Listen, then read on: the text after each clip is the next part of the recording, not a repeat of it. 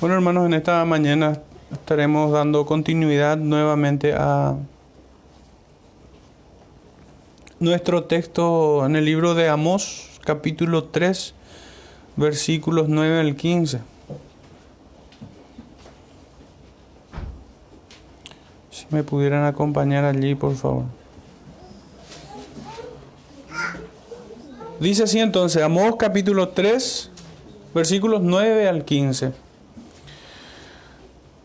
Proclamad en los palacios de Asdod y en los palacios de la tierra de Egipto, y decid, reuníos sobre los montes de Samaria, y ved las muchas opresiones en medio de ella, y las violencias cometidas en sus medios.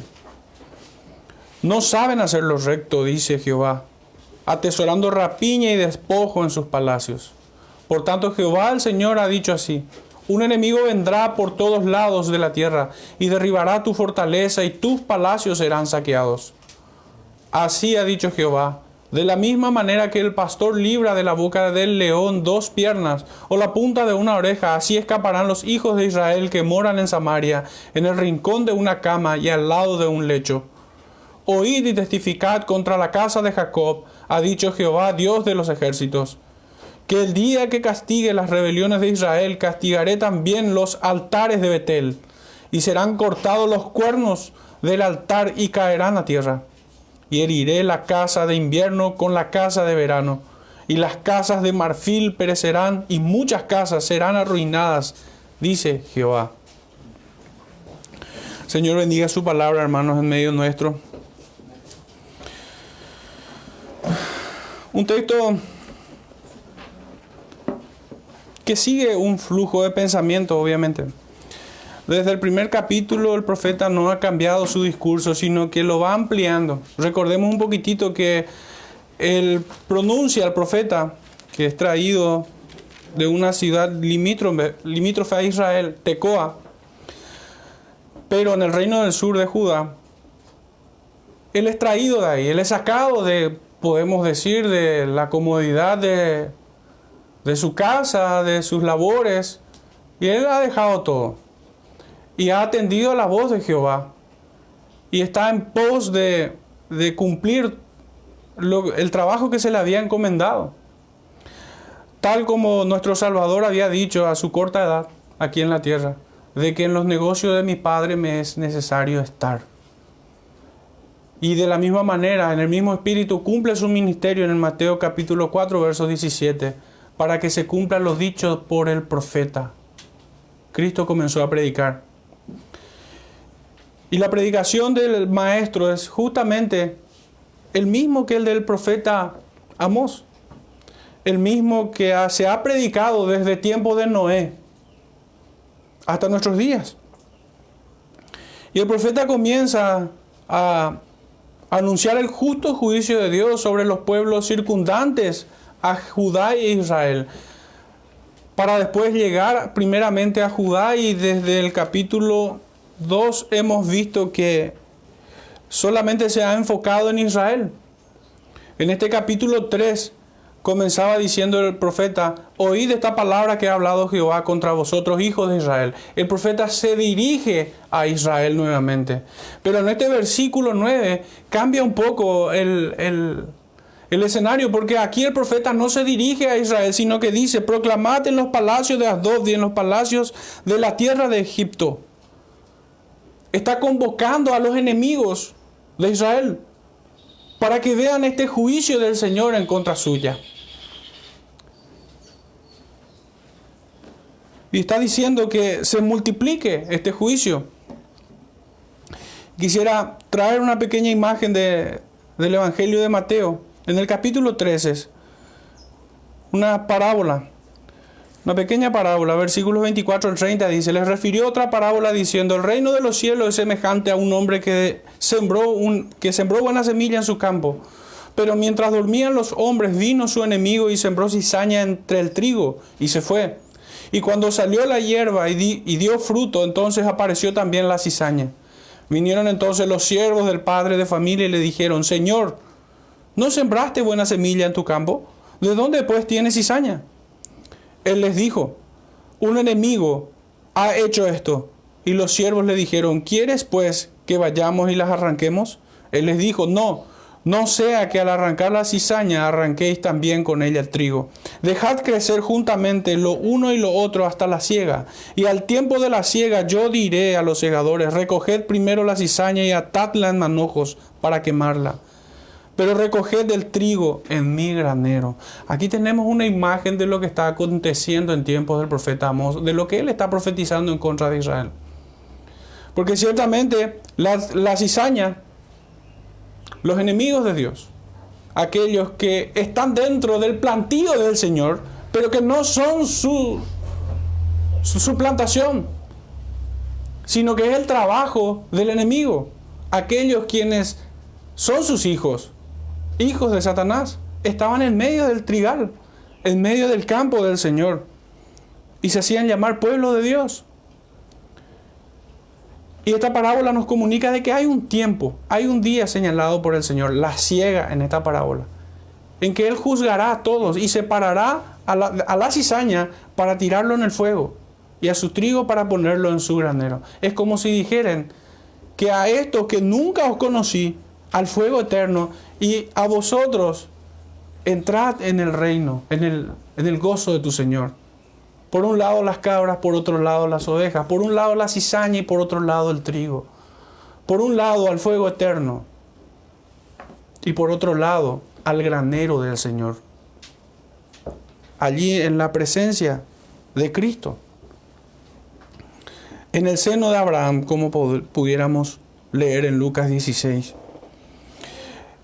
Quisiera dividir en 3 puntos, hermanos, esta sección del profeta Amós. El primer punto tiene que ver con el juicio anunciado, una vez más. El segundo punto tiene que ver con los cargos contra los acusados. Y el tercer punto tiene que ver con la sentencia final.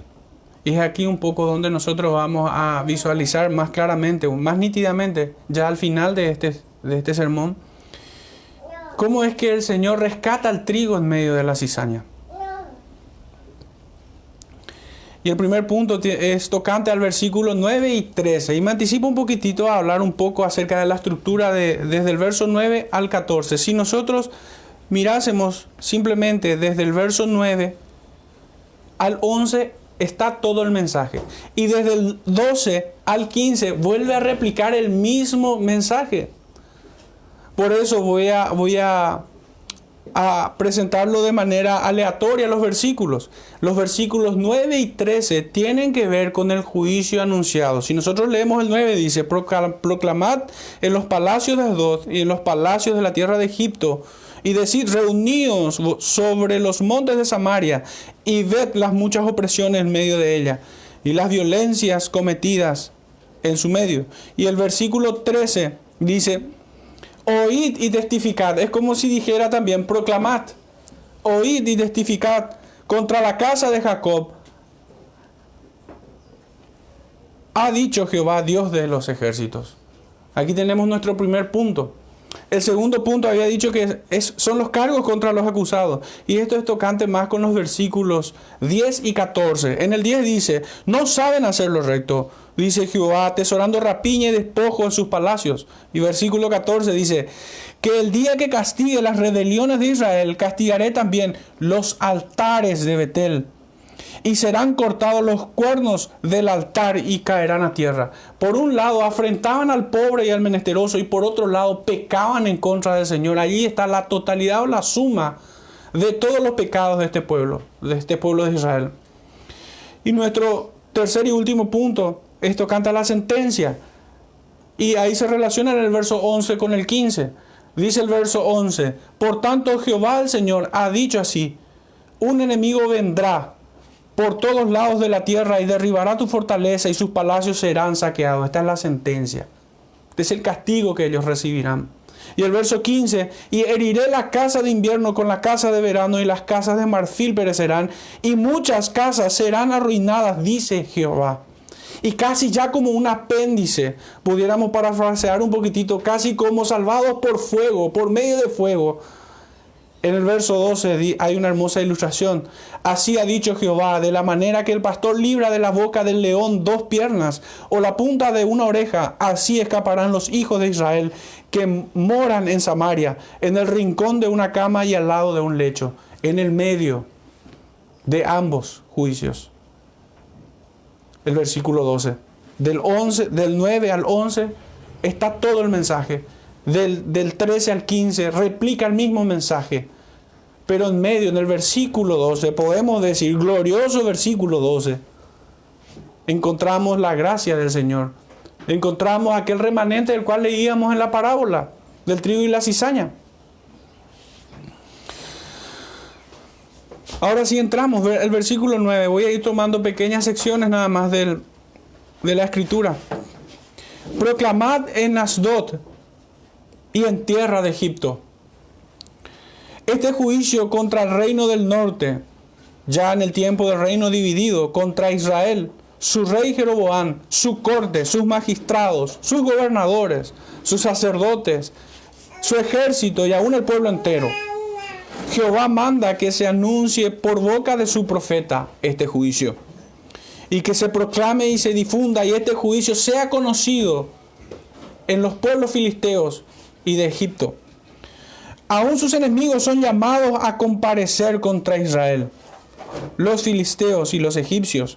Este es un juicio público donde no se encubrirá la vergüenza de aquellos que se hicieron llamar pueblo del Dios vivo. Y hermanos, acá nosotros podemos ver claramente que Israel será avergonzado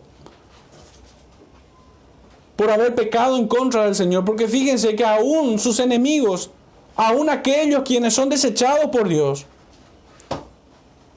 son llamados a ver este juicio, por así decirlo, este espectáculo donde Israel será avergonzado. Y ciertamente, a su tiempo todo va a salir a luz. No hay pecado que se pueda ocultar eternamente. Podemos ocultar los pecados y de aquí podemos sacar una doctrina general. El pecado podemos ocultarlo tal vez de los hombres, pero no de Dios. Dios no puede ser burlado. Él es el que todo lo ve, Él es el omnisciente. Dios. Aún los pecados más ocultos que nosotros pudiéramos tener, los pecados que se escabullen en nuestros corazones, que se esconden detrás de nuestros pensamientos, aún esos pecados serán expuestos delante del Señor. El texto sigue diciendo, reuníos sobre los montes de Samaria. Este es el punto donde es concentrado todo el poder político y religioso de aquel pueblo, los montes de Samaria. De alguna manera muestra esta imagen, ¿no?, del paisaje de Samaria, la altivez con la que ellos se conducen, no se paran delante de Dios. Así como se ve en las capitales de todos los países de nuestra región, donde los poderes del Estado se encuentran a metros del arzobispado. Esto no es casualidad, hermanos. Nosotros podemos mirar nuestra capital y fíjense dónde está el arzobispado, y alrededor de él pareciera ser que todo el poder del país se construyó en torno al arzobispado. Ahí está el Congreso, ahí está el Palacio de López. Pero pudieran decir que esto es casualidad. No, esto pasa en Argentina, Brasil, Uruguay, Chile, Perú. Asimismo está diseñado todas las capitales de nuestra región. ¿Casualidad? Pues yo no lo creo. Porque esto no es algo que siquiera pudiera ser nada más de nuestro tiempo, sino que esto ha sido por toda la historia. ¿O acaso los profetas de Baales vivían en otra nación separados de Acab y de Jezabel? No. De hecho que no. Siempre están cercanos, tan cercanos como lo fue el Sanedrín de Poncio Pilatos. Imagínense. Se pusieron de acuerdo con él. Tal como en nuestra actualidad, el vicario de Satanás en Roma está cercano de la élite gobernante globalista, que lejos de parecer un ministro religioso, parece más un lobista político. O ni qué decir de nuestras ilustres celebridades pastorales, que hoy se encuentran coludidos con los políticos de nuestro caserío. Casi cada presidente, los últimos presidentes que hemos tenido, tiene su pastor alquilado. No es extraño, no es coincidencia, hermanos. Es que cuando una élite o una persona, un todopoderoso o uno que se quiera erigir como tal, busca centralizar todo el poder, requiere del poder político, requiere del poder judicial y requiere del poder religioso, tanto como el poder militar.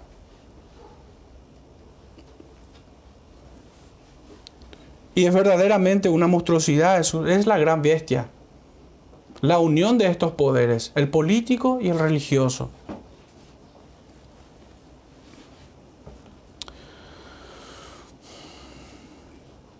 Todos estos religiosos son serviles a los poderes fácticos de Satanás aquí en la tierra.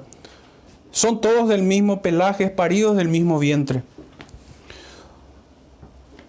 Sin embargo, estos serán derrotados. Todos verán ser vindicada y triunfante la justicia de Dios sobre aquellos que quebrantaron su pacto.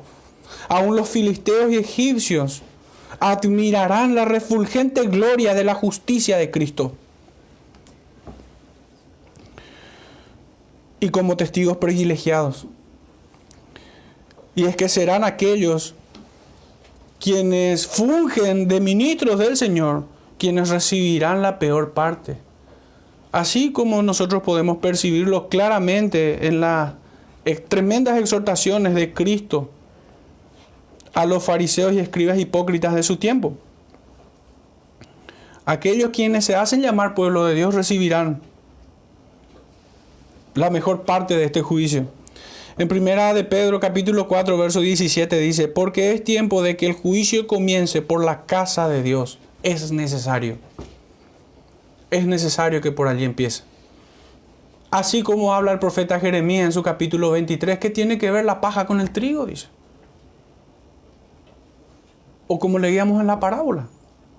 Los segadores serán enviados para separar la paja del trigo. Y si primero comienza por nosotros, ¿cuál será el fin de aquellos que no obedecen al Evangelio de Dios? Dice el apóstol Pedro. Ya que se niegan a ser reconciliados con su Hacedor y persisten en su rebelión, no solo que oirán y sufrirán el juicio del Eterno, sino que sus enemigos naturales se gozarán cuando llegue aquel día, pues todo ojo verá la vergüenza de aquel Israel. Y aplicado a nuestro tiempo pudiera ser la vergüenza de la iglesia.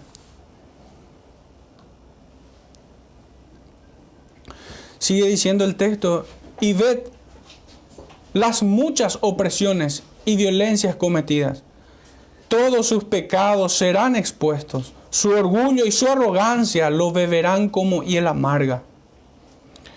Ustedes que se paraban como confiados en sus altares, en los lugares altos de las montañas de Samaria, serán reducidos a polvo. Un poco trae a la memoria el juicio que había caído, que había sido profetizado sobre el pueblo de Edom, en el escrito del profeta Abdías. Dice el texto, sigue diciendo el texto, ya en el versículo 13, oíd y testificad. Esto habíamos dicho al inicio, que es como si volviera a decir, proclamad en los palacios de Asdod y en tierra de Egipto. Aquí vuelve a decirles, oíd y testificad contra la casa de Jacob. Qué tremenda imagen es esta. ¿Qué pudiera ser más humillante que nuestra vergüenza sea expuesta delante de nuestros enemigos? Si ya de por sí el castigo y el juicio trae vergüenza, ¿cuánto más es cuando aquellos quienes son nuestros enemigos naturales presencian nuestra desgracia como un espectáculo morboso?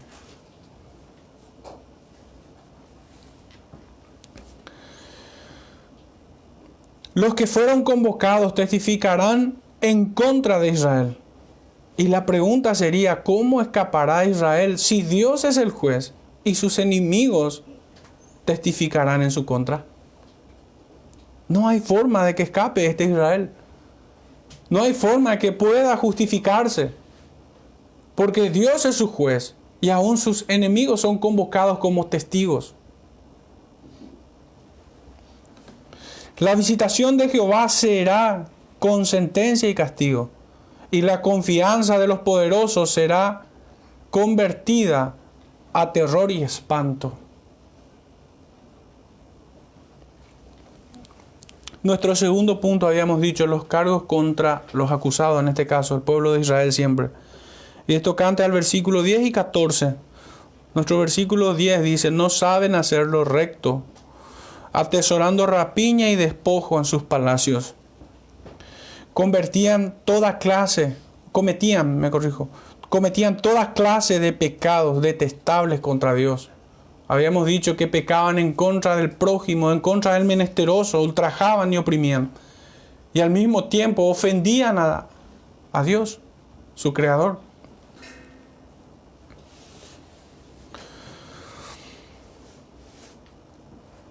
Cometían toda clase de delitos y de abusos contra los débiles y los pobres. Formaban como una élite que se beneficiaba de los ultrajes y despojos y aún legalizaban sus delitos. De hecho, no se avergonzaban de invocar el nombre de Jehová en los altares de Betel.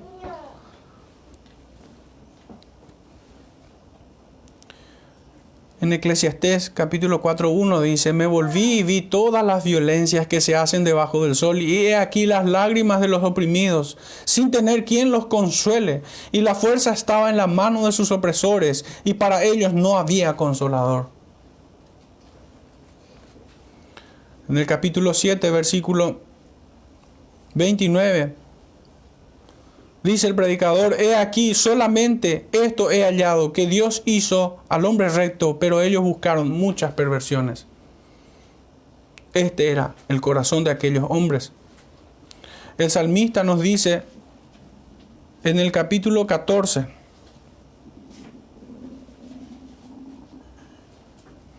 versículo 4, ¿no tienen discernimiento todos los que hacen iniquidad, que devoran a mi pueblo como si comiesen pan, y a Jehová no invocan? Acá está de vuelta presentado estos pecados. Y es que cuando el hombre o una sociedad, podemos hablar en términos de una nación, o de toda una región o continente, desecha al Señor, allí habrá injusticia, allí habrá ultraje, allí habrán oprimidos. Allí habrá hombres detestables que engrillan a los hombres más débiles. Gobernantes impíos que reducirán a miseria a sus pueblos. Y lo terrible de esto es que son sus propios connacionales quienes ultrajan a su pueblo. Sus verdugos los encuentran en medio de su pueblo. Es una imagen realmente muy triste tener que admitirlo eso, porque aún en nuestros días ocurre tal cosa. Jeremías también se pronuncia en el capítulo 4, verso 22, porque mi pueblo es necio, no me conocieron, son hijos ignorantes y no son entendidos, sabios para hacer el mal, pero hacer el bien no supieron. Y es que toda buena dádiva y todo don perfecto desciende del Padre de las luces. ¿De dónde más pudiera hacer el hombre algo bueno si no proviene del Señor? Separados de Dios nada podemos hacer. Recordaba en estos días que le decía a un conocido, a un amigo, que Dios nos ha creado un poco menor que los ángeles. Pero el pecado, cuando nos separó del Señor, nos ha hecho un poco peor que los demonios.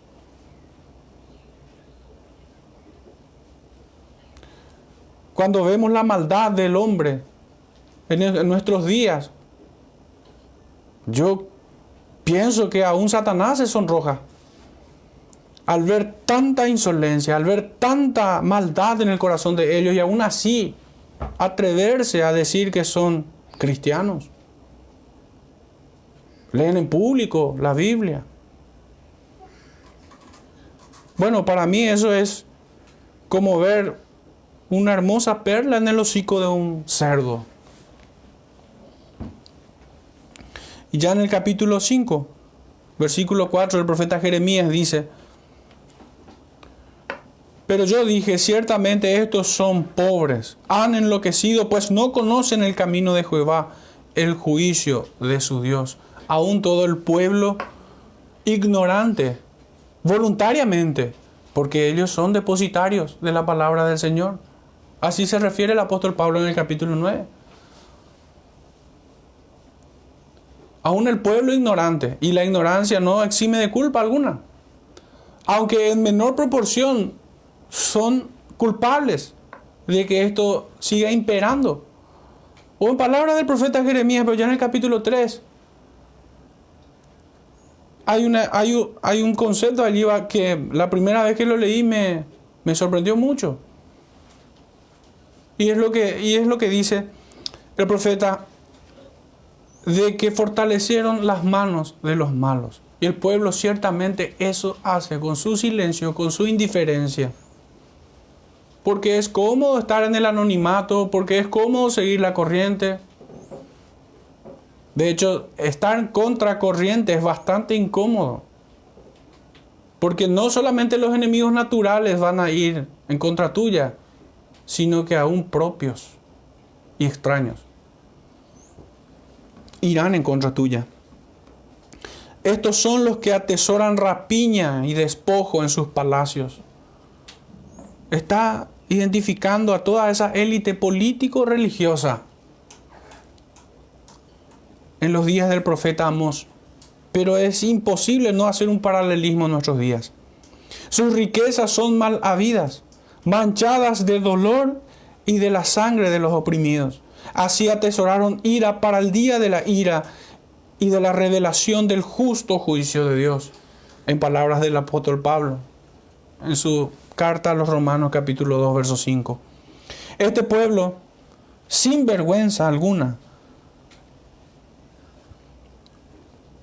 se endurecieron voluntariamente y fueron en pos de toda clase de pecado y transgresión.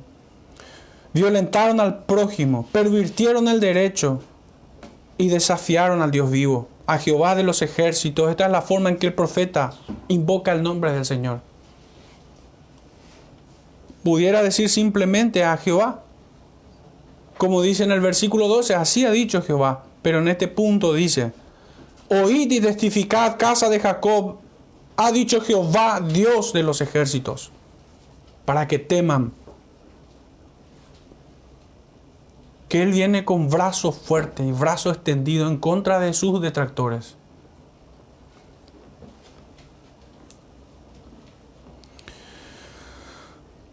A este pueblo les resultó imposible en este punto, les resultó imposible ya hacer diferencia entre lo santo y lo profano.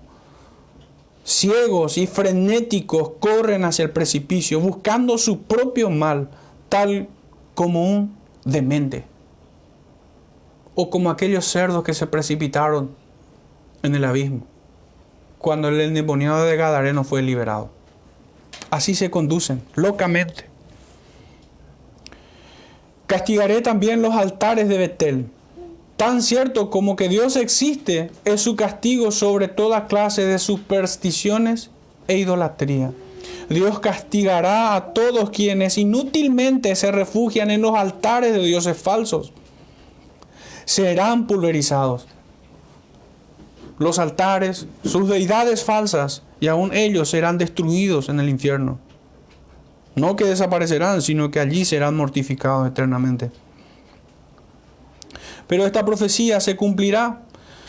En Primera de Reyes, capítulo 13, versículo 2, dice así: aquel clamó contra el altar por la palabra de Jehová y dijo: altar, altar, así ha dicho Jehová, he aquí que a la casa de David nacerá un hijo llamado Josías, el cual sacrificará sobre ti a los sacerdotes de los lugares altos, que queman sobre ti incienso y sobre ti quemarán huesos de hombres.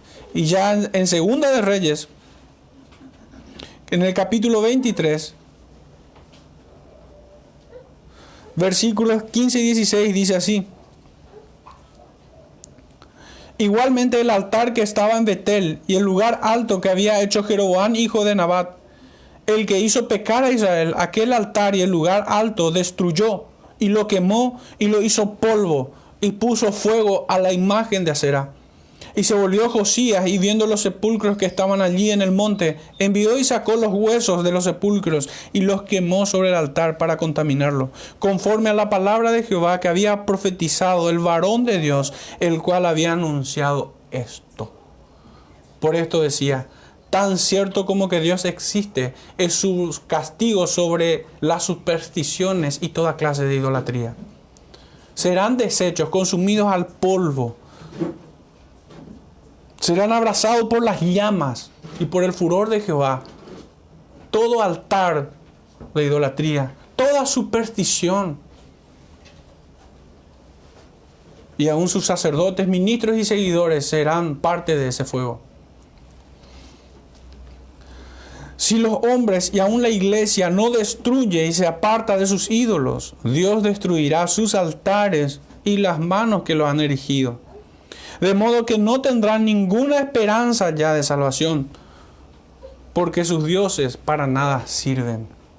Tienen ojos, mas no ven. Tienen pies, pero no andan. En Betel hicieron profanación y practicaron una falsa adoración. Se atrevieron a construir un altar no mandado e incluso prohibido. Así buscaron con demencia la ira de aquel que es fuego consumidor. Pero tengo una pregunta, hermanos. ¿Se encuentra acaso nuestro cristianismo actual exento de esta clase de pecado? ¿Pagará de forma diferente aquel que es inmutable? ¿Podrán escapar aquel que dice que no tomará por inocente al culpable? Pues esta raza de hombres son los hipócritas y burladores que pecan de la misma forma que aquel Israel.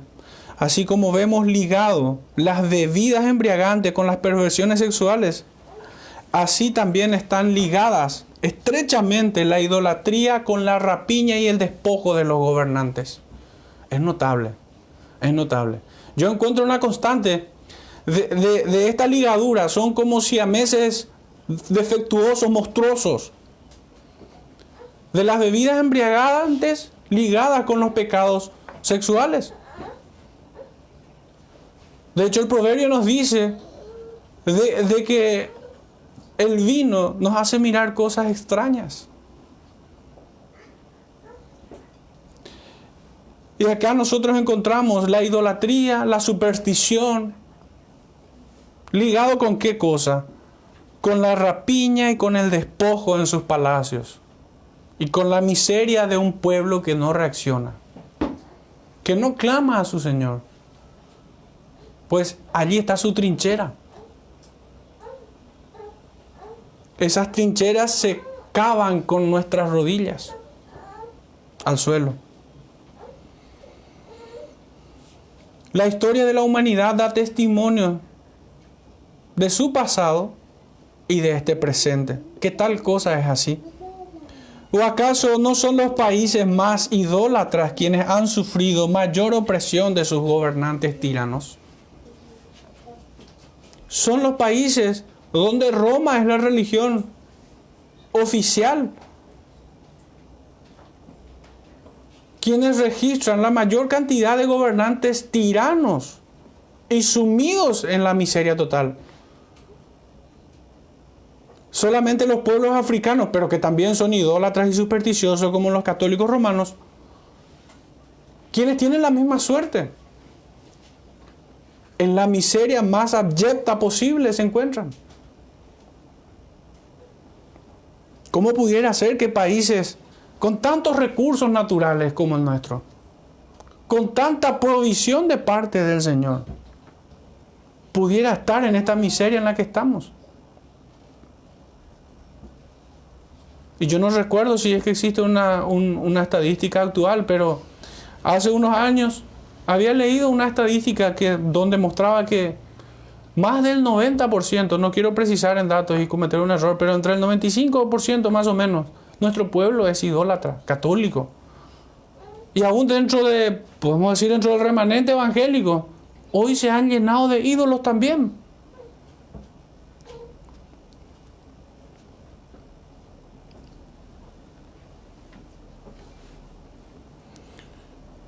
Pero voy a poner una evidencia de esto que acabo de decir, de que la superstición y la idolatría está muy ligado a la rapiña y a los despojos de los gobernantes. El profeta Sofonías en el capítulo 3 nos dice: ay de la ciudad rebelde y contaminada y opresora. No escuchó la voz ni recibió la corrección, no confió en Jehová, no se acercó a su Dios. Sus príncipes en medio de ella son leones rugientes, sus jueces lobos nocturnos que no dejan hueso para la mañana. Sus profetas son livianos. Qué notable. Sus gobernantes son despiadados. Pero los que debieran ser profetas del Señor no son del Señor, son profetas livianos. Hombres prevaricadores, sus sacerdotes contaminaron el santuario, falsearon la ley. Jehová en medio de ella es justo, no hará iniquidad. De mañana sacará la luz, su juicio nunca faltará. Pero el perverso no conoce la vergüenza. Hice destruir naciones, sus habitaciones están asoladas, hice desiertas sus calles, hasta no quedar quien pase. Sus ciudades están asoladas hasta no quedar hombre, hasta no quedar habitante. Dije, ciertamente me temerá, recibirá corrección y no será destruida su morada según todo aquello por lo cual le castigué. Mas ellos se apresuraron a corromper todos sus hechos. Por tanto, esperadme, dice Jehová, hasta el día que me levante para juzgaros.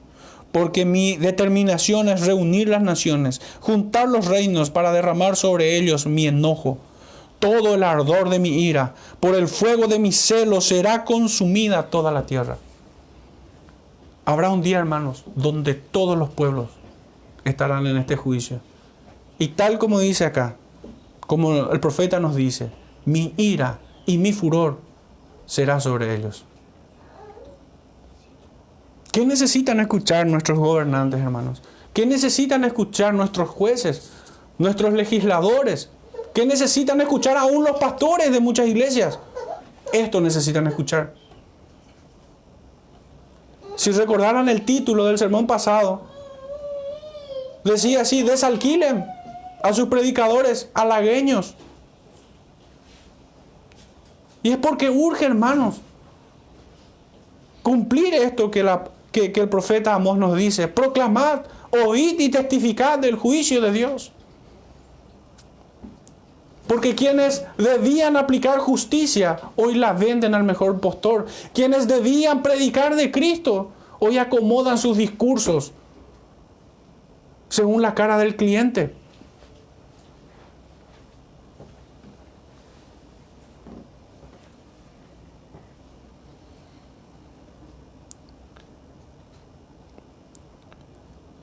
Nuestro tercer punto, ya entrando en la sentencia final. Y esto canta el verso 11 y 15. Dice el verso 11: por tanto, Jehová el Señor ha dicho así: un enemigo vendrá por todos lados de la tierra y derribará tu fortaleza, y tus palacios serán saqueados. Verso 15: y heriré la casa de invierno con la casa de verano, y las casas de marfil perecerán, y muchas casas serán arruinadas, dice Jehová. Parece que en este discurso tan gris, tan lúgubre, hay una luz de esperanza, porque no dice todas las casas, sino que más bien dice muchas casas serán destruidas. Como si esto armonizara perfectamente con muchos son los escogidos. Muchos son los llamados, más pocos los escogidos. Y que algunos se salvarán como pasando por fuego. Por tanto, Jehová el Señor ha dicho: conozcan cuán severo será el castigo contra todo condenado. Dios mismo los entregará en las manos de sus enemigos. Y estos, sin compasión alguna, cumplirán fielmente los designios de Dios, el cual es castigo.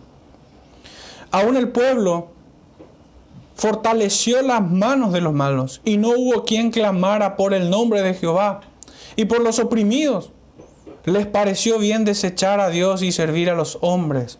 Hermanos, es que algo debe decirnos que el Señor haya tomado a un profeta ajeno al reino del norte, a las tribus del norte, lo haya tomado del sur para enviarlo al norte. ¿Es que acaso no había uno que clamara por el nombre del Señor?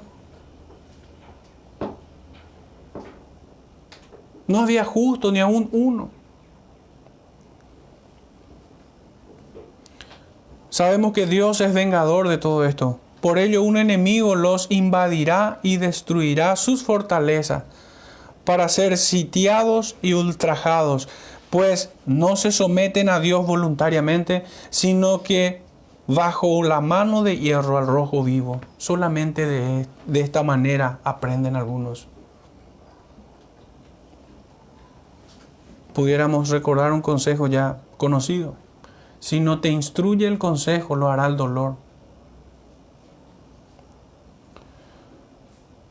Sigue diciendo el texto: heriré las casas de invierno y de verano. Cual llaga que carcome desde la coronilla de la cabeza hasta la punta de los pies, así el juicio envolverá a los rebeldes en completa desgracia. No habrá tiempo ni espacio cuándo o a dónde escapar del suplicio constante en el cual serán encarcelados. Y es que es un poco de poesía, hermanos, pero invoca aquí invierno y verano, la casa que se encuentra aquí o allá, o aún los palacios de marfil. Es que no hay tiempo, ni espacio, a dónde ir, ni cuándo huir.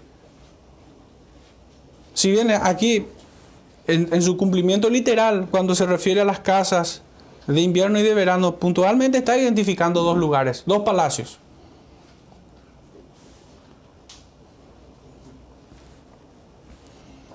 No habrá tiempo ni espacio, cuándo o a dónde escapar del suplicio constante en el cual serán encarcelados, comenzando por la nobleza, el clero, el poder judicial, los ricos opresores, hasta llegar hasta el último y más insignificante hombre del pueblo, que se complace en la iniquidad de sus gobernantes.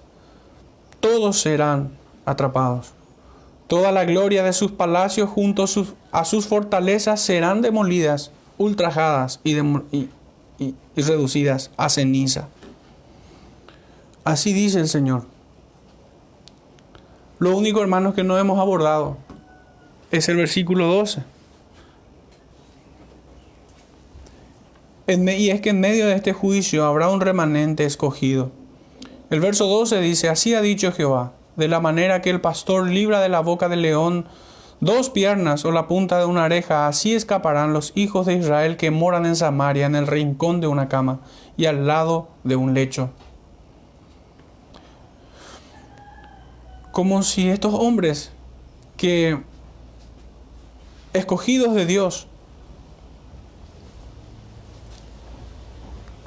que escaparán de esta destrucción, fuesen hombres que aceptan el juicio de Dios. De hecho, este fue el pecado también de Judá, que no admitió el juicio de Dios, que debía ser llevado a cautiverio. Estos son los hombres que no iban a presentar batalla contra estos enemigos. Son estos hombres que, viendo la desgracia sobre ellos, entendieron el juicio del Señor. Dios los despertó y les hizo entender en tiempos difíciles, en tiempos complicados. Estos fueron rescatados como por fuego.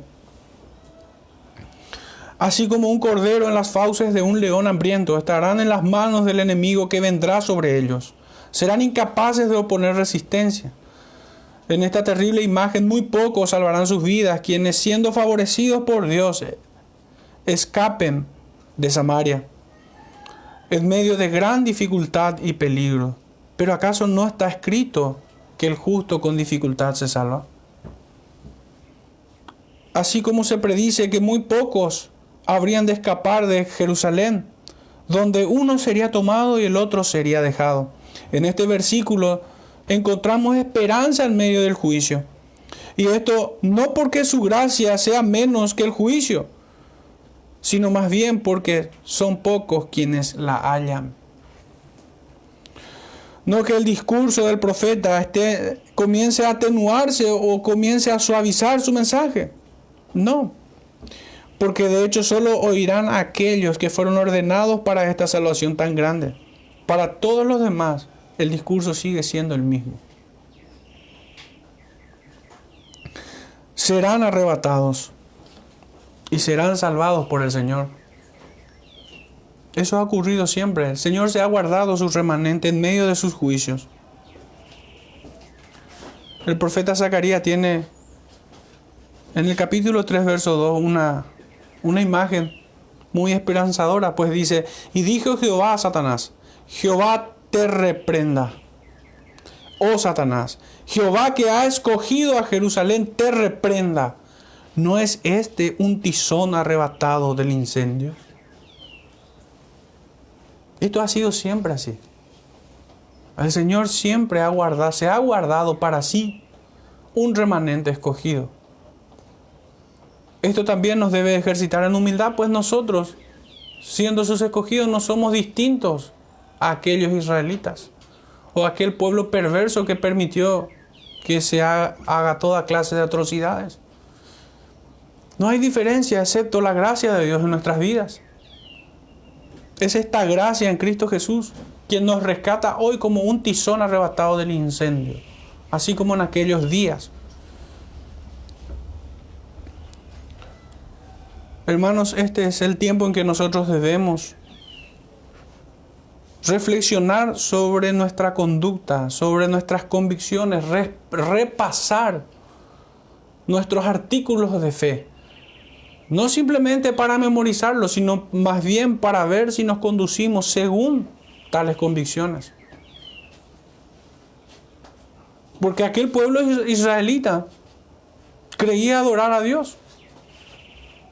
Invocaba su nombre.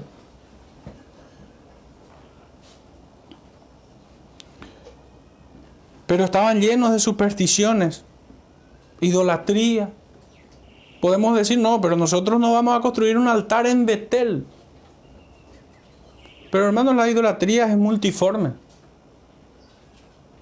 Hay mucha clase de idolatría que representa un peligro para el creyente, aún nosotros mismos. Nosotros debemos rogar al Señor que nos libre de nosotros mismos, de nuestra propia prudencia, de nuestra propia sabiduría, de todo aquello que se levanta en contra de su palabra, de todo impulso de nuestro corazón que se revela en contra de sus mandamientos.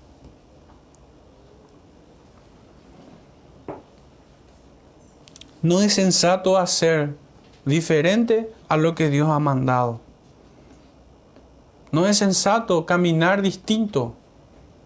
Debemos caminar por una sola senda. Y en la forma en la que claramente el Señor nos exhorta. En Apocalipsis 20, ya entrando en la reflexión final, Apocalipsis 20, versículos 11 al 15 dice: y vi un gran trono blanco y el que estaba sentado en él, de delante del cual huyeron la tierra y el cielo, y ningún lugar se encontró para ellos. Y vi a los muertos, grandes y pequeños, de pie ante Dios, y los libros fueron abiertos, y otro libro fue abierto, el cual es el libro de la vida, y fueron juzgados los muertos por las cosas que estaban escritas en los libros según sus obras. Y el mar entregó los muertos que había en él, y la muerte y el Hades entregaron los muertos que había en ellos, y fueron juzgados cada uno según sus obras. Y la muerte y el Hades fueron lanzados al lago de fuego. Esta es la muerte segunda. Y el que no se halló inscrito en el libro de la vida fue lanzado al lago de fuego. Como si la historia de Israel fuese una gran parábola del juicio eterno.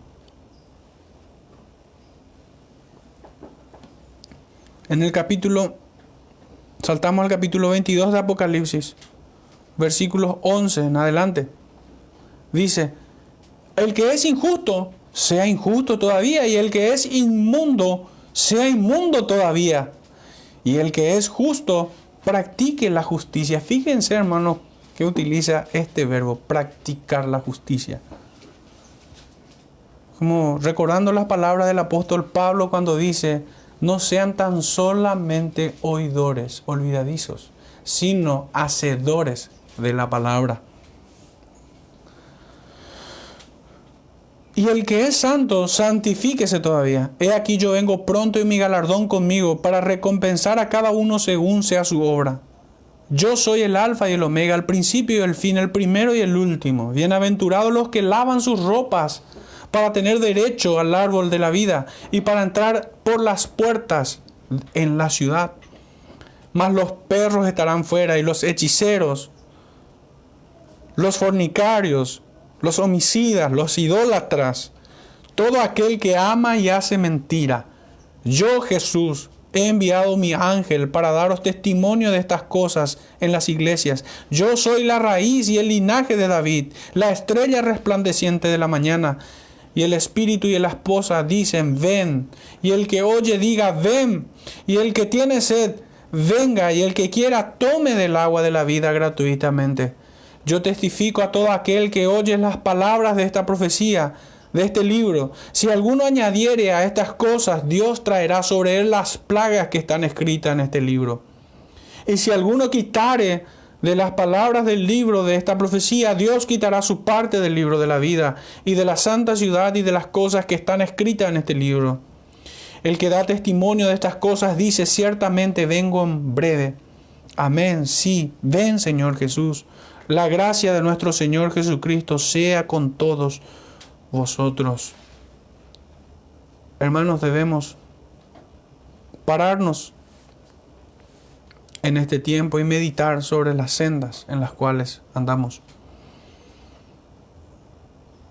Examinar nuestras vidas. La Escritura nos advierte de aquel que esté firme, mire que no caiga. Velad y orad. No sea que nos deslicemos también. El apóstol Pedro dice, y si el justo con dificultad se salva. No que pueda hacer algo para salvarse como mérito. No. Sino que vivimos en tiempos peligrosos, así como aquellos que se salvaron, aquellos muy pocos que se salvaron en tiempos del profeta Amós. Son tiempos peligrosos. Son tiempos donde el poder político es enemigo de la iglesia. Es tiempo donde aún los sacerdotes, coludidos con corruptos, suavizan el mensaje. Son profetas livianos. Y que prefieren servir al hombre antes que al Señor. Finalmente cierro con esto. Este último texto. En el libro de Josué, capítulo 24, verso 14. Ahora pues, temed a Jehová y servidle con integridad y en verdad, y quitad de entre vosotros los dioses a los cuales sirvieron vuestros padres al otro lado del río y en Egipto, y servid a Jehová.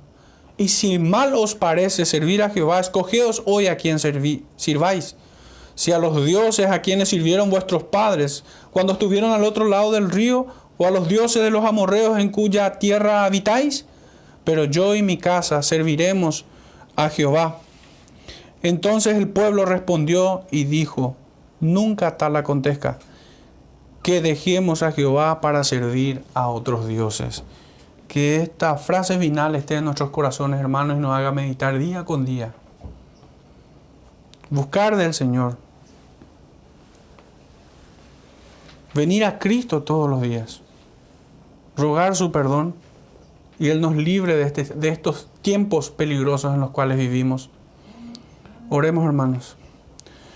Padre Santo, te damos gracias por tu bendita palabra, Señor, que nos alerta como una atalaya.